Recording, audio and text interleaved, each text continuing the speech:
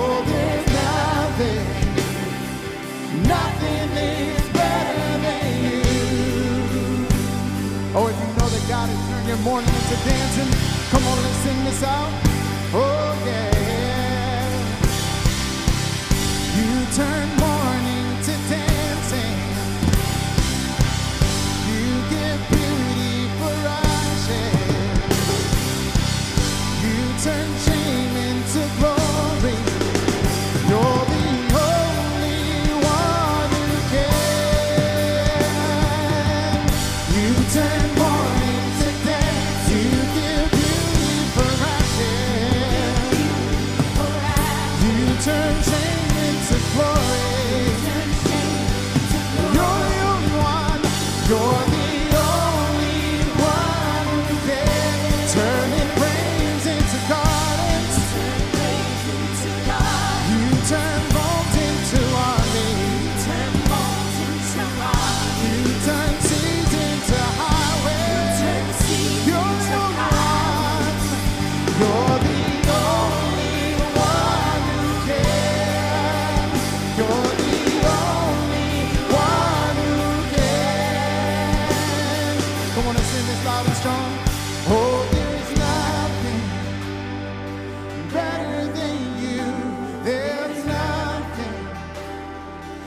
better than you. Lord, there's nothing is better than you. Oh, we search and find there's nothing. Oh, there's nothing that's better than you. There's nothing better than you. Lord, there's nothing is better than you. Come on, if you turn praise into gardens, you turn praise into gardens, turning clothes, you turn bones into armies, you turn seas into high. You're the only one who can turn graves into gardens. You turn bones into armies, you turn seas into highways. You're the only one, you're the only one who can. You're the only one who can.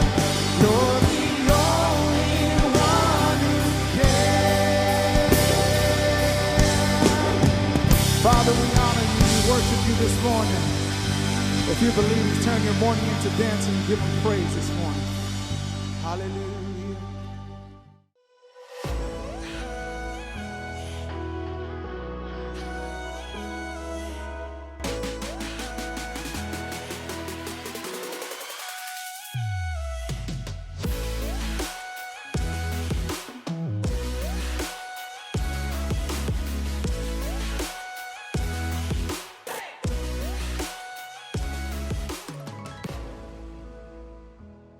Hey, let me welcome all of you to Harvest Community Church Online. My name is Lee Stevenson, and I have the joy of being the lead pastor here. And today we are in our fourth and final weekend of our series on a guy named Elisha. And this has been a great study, a study specifically on the life of, he's kind of dubbed the miracle prophet in the Old Testament. And I hope that as we've come to the end of this series, that this has been a series that's really helped build your faith, and that today would continue that process as well. Now, for our conversation today, we're going to be in 2 Kings chapter 4. So go ahead and open up your Bibles or your mobile device that you have around you. Flip to 2 Kings chapter 4. In just a moment, we're going to begin in verse 1. Before we get there, I just want to begin by asking a couple key questions. And specifically, have you ever just felt trapped? I mean, have you ever felt like maybe you're at the end of the rope, stress has kind of hit its melting pot in your life? What do you do when you reach that point? It was just a few days ago that Melissa, my wife, was walking through the store with our son Joshua. He's our youngest son. He's a 4-year-old. And they were standing in line at the pharmacy counter. And as things can, sometimes you stand in line a little longer than you want to, but it was nothing out of the ordinary. But to a 4-year-old, it is. And in that moment, Joshua just kind of sat down and pronounced very loudly in the room, "Come on, lady, hurry up," which you can imagine in that moment, Melissa kind of like, "I can't believe you're doing that." It could be on that kind of side of things that sometimes you feel trapped. How am I going to get out of this? What kind of conversation am I going to have? But some of you, when you look at your life circumstances, your circumstances have made you feel trapped. That's exactly where you may be today. Maybe you're at the end of your rope, and it feels like, I'm at the end of the rope and there's a big, long drop beneath me, and you just don't know what to do in those moments. I mean, what do you do when you're facing problems with your children that you just cannot solve? What do you do when your marriage is on the rocks? What do you do when there are problems at work and it seems like there's just no way that I'm going to get out of this situation? What do you do when you have too much month left at the end of your money? What do you do when you have followed a loved one's body to the graveyard and you can't escape the loneliness, the grief, the pain? What do you do when your heart is broken, your dreams are shattered, your hopes have been dashed into little pieces? What do you do when you're walking through a spiritual wasteland and it just seems like there's no way out? See, these are types of scenarios, and the pain that they create, let's be honest, are very common. Answers in these moments, they're hard to find. Yet there may be some help in these verses that, as we read them today, that I hope that you can cling on to. See, the passage tells us about a poor widow woman who's at the end of a rope. She didn't know what to do or even where to turn. In her pain, her poverty, she did the only thing that she knew she could do in that moment. She turned to God. When she did that, what we'll see is God came through for her in a very, very big way. So let's take a look at 2 Kings chapter 4, starting in verse 1. It says, "Now the wife of one of the sons of the prophets cried to Elisha, 'Your servant, my husband, is dead. And you know that your servant feared the Lord, but the creditor has come to take my 2 children to be as slaves.' And Elisha said to her, 'What shall I do for you? Tell me, what have you in the house?' And she said, 'Your servant has nothing in the house except a jar of oil.'" Now, let's pause and make a few observations about these 2 particular verses. There actually is a whole lot packed into those. First thing you're going to notice is that we don't know this poor widow's name. We don't know who she is, but according to Jewish tradition, many believe that she most likely is the wife of a prophet named Obadiah. Now, if this is really the case, then it would be no wonder as to why she has financial need. See, Obadiah was known for protecting and actually providing for 50 prophets. So it would be very conceivable that he used up most of their resource to provide for the needs of these other men of God, these other workers of ministry. So you kind of have the picture here. We've got a widow, probably somewhere in her early to mid-30s.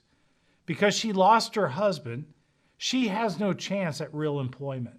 Because in this day and in this culture, women were considered unemployable unless they were going to take a job that, let's be honest, no woman ever wanted to take. This is a devastating place for her to be. She's lost her husband. She has no employment. Her debts are getting so big that the creditor is actually coming after her 2 sons. Because you got to get this, that the law in this time said that if you can't pay your debts, that they can actually come and take your sons and make them slaves until they actually pay off the debts or until what's dubbed the year of Jubilee. So honestly, things really couldn't get any worse for this woman. She's lost her husband, she can't pay her bills, and now she's about to lose her 2 sons. No matter what you're dealing with right now, that might seem like a big deal, or you're getting a little riled up over. I want to encourage you, just remind yourself of exactly where this lady is in this moment. There are different degrees of problems that exist in our life. The fact that Google Maps may have misled you to your destination again and now you're late for an appointment, well, let's be honest, that's just an entry-level problem. The fact that your salad came out with blue cheese on it when you politely asked for no blue cheese, again, entry-level problem. This lady, she has what I would dub a graduate-level problem. Some of you, right now, you're actually battling through your own graduate-level problem too. Your marriage is barely hanging on and you don't know if you're going to make it. Someone you loved may have recently betrayed you. Maybe you have a child that's going in the wrong direction and you see where it's eventually going to end and the heartache that it's going to lead to. Some of you are caught in the middle of a financial situation and you have no idea how you're actually going to ever get out of it. Maybe you got bad news from the doctor this week.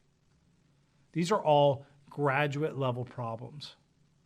But I want you to know, there is hope.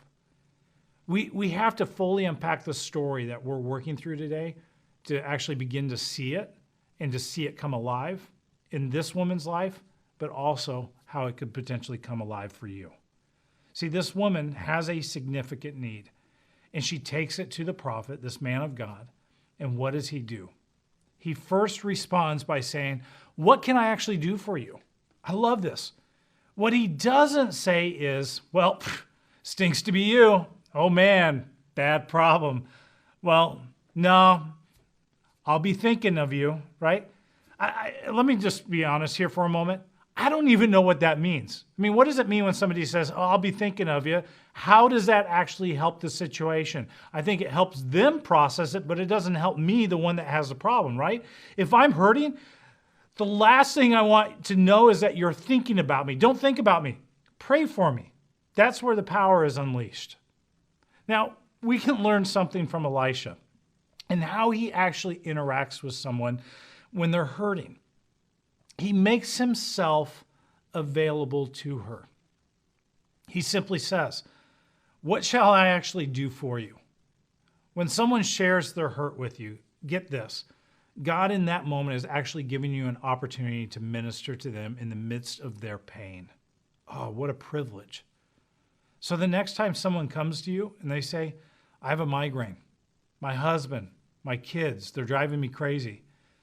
What you say is, well, how can I help you? And here's the thing, don't stop there. Take time to listen to the very best of your ability so that you can actually do what you can do in their life. Now, the next thing he does is it's as though he's respecting her dignity. He asked her to tell him, this is what she actually has in her home. To which she says, I have nothing, but I just have this little jar of oil. Isn't it interesting that when you're hurting and when you're lacking, all you see is what you don't actually have? And as a result, sometimes we may actually miss the great things that are actually in our presence or the blessings that we actually have. I think about my oldest two kids when they were little. They both had this obsession that if I only had that thing or if I only could attain this, then life would be good. I can remember my oldest son, it was, I need a gas quad. If I could only have a gas quad, then life would be great. My daughter was Elsa dress when, Frozen 1 first came out. I need this Elsa dress. Let's be honest, adults, we're not much different either. See, when we're depressed, when we're hurting, it's so easy to get consumed with what we don't have. I don't have enough money, so I'll never be happy. I don't have a spouse, so my life will never be complete. I've heard people say that their home isn't nice enough to actually have people over or even to host a church group in their home, because everyone knows you have to have granite countertops to have a great Bible study, right? It is almost comical how when we're in need, all of our focus is on the things that we don't actually have. And that's where this woman is. Take a moment. I want you to actually write this down if you're taking notes today. Write this down. Stop waiting for what you don't have and actually start doing something with what you do have. What did she have? A small jar of oil. Probably wouldn't have been a bottle, maybe have been a bottle of olive oil. We don't even know for sure what kind of oil it is, but it could have easily been that. Let's just say that it's olive oil. In these days, it's incredible value. It had some level of incredible value to it. It was valuable because it had so many good uses that it could actually be used for. It could be used in cooking as a moisturizer. It could be used for burns. It was used to keep leather pliable. It was used in religious services. So it had value, but she didn't have a lot. I'm so glad that we serve a God that specializes in doing a lot with a little. Aren't you? I mean, that's exactly what we see taking place in her life.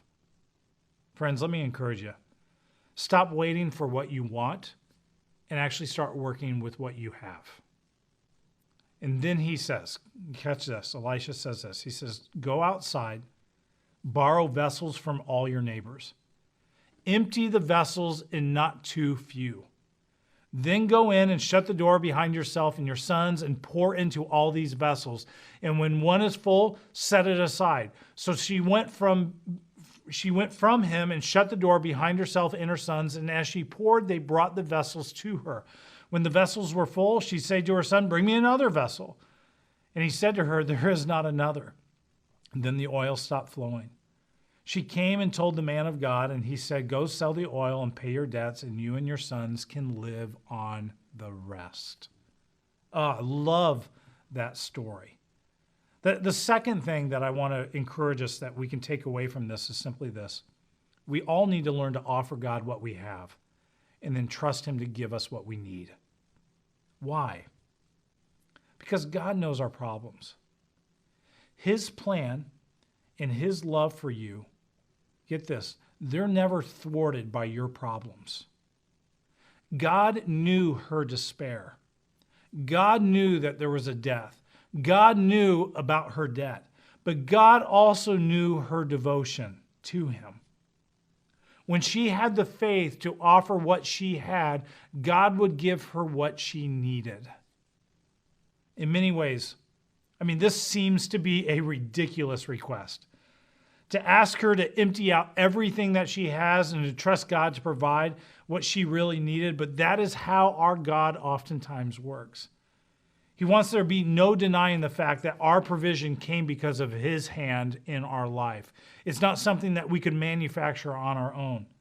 See, when we show him our faith, we will always get to see his faithfulness. Let me say that again. When we show God our faith, we will always get to see his faithfulness. How does faith show itself in our lives? How is faith showing itself in your life? We just saw together the faith of this woman in the moment of despair. What does it look like in your life right now? See, faith means believing God more than we believe in our five senses. Having faith doesn't mean being free of doubt. In fact, I believe doubt is an essential part of our faith. Think of it from this standpoint. If there were no doubts, there would be no faith. But faith means acting on the belief instead of on the doubt in our lives. In other words, which one has more power in your life? Friends, if you get anything out of today's message, I hope it's this. Remember, when God is in control, nothing is out of control. When God is in control, nothing is out of control. For some of you today, you need to stop waiting for what you want and start doing something with what you have. It didn't matter the size of the jar. The only thing that God requested is that the jars be empty. So, what does this look like in your life? What's it look in my life? I'm going to take you to a passage in 2 Corinthians chapter 4 to help bring a little bit of understanding of how this works. And it simply says this in verse 7, 2 Corinthians 4, verse 7. It says, "But we have this treasure in jars of clay to show that the surpassing power belongs to God and not to us." What is he actually referring to here? He's talking about ourselves. He's talking about our bodies, that we are simply clay pots. We're simply empty jars.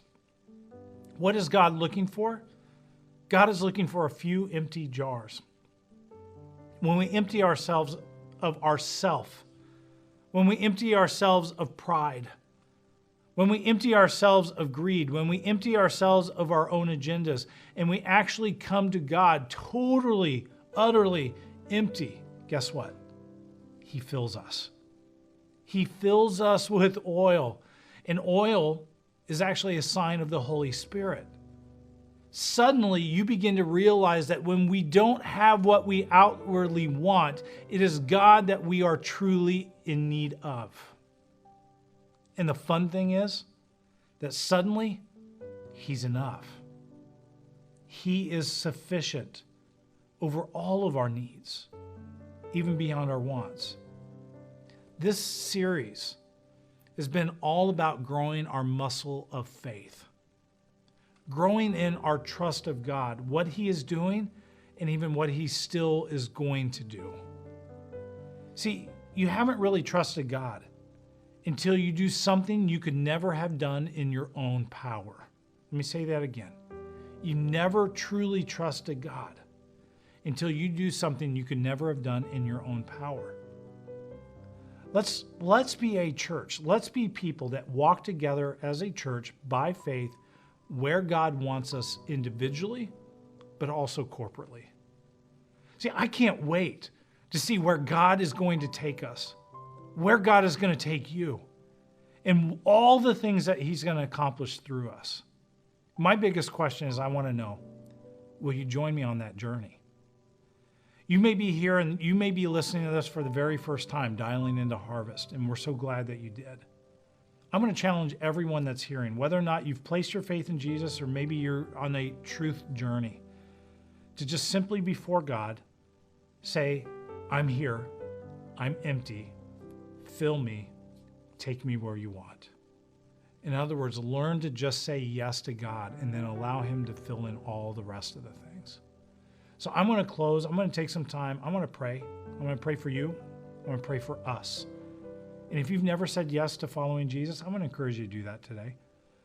Maybe that yes is just simply saying, God, I really am empty. For others, maybe this is the very first step into that new journey that God is wanting to do in your life. But I'd love to be able to do that with you. Will you pray with me? God, we thank you for your goodness, and I thank you for who you are. I thank you, you're a God that never forsakes us. You never forget about us. You're there, you're walking with us, and you carry out the work that you began to its completion. God, I pray that you would help us to be individuals, help us to be a church that walk by faith more than we walk by sight. Lord, help us to trust you even when things are hard, when we feel like we're at the end of our rope, when we question whether or not you even hear us. Lord, help us in that unbelief to grow in our belief. Strengthen us. God, I pray that all of us right now in this moment would be able to openly say, I'm empty, I'm a jar, fill me, have with me what you would do. And so, God, may we see you do the miraculous in us and then through us. And I pray for those that are listening right now that maybe they self-admit, I'm on a truth journey. If you're here today and you're ready to say yes to Jesus, you can simply just pray these words. Say, God, thank you for coming. Thank you for loving me.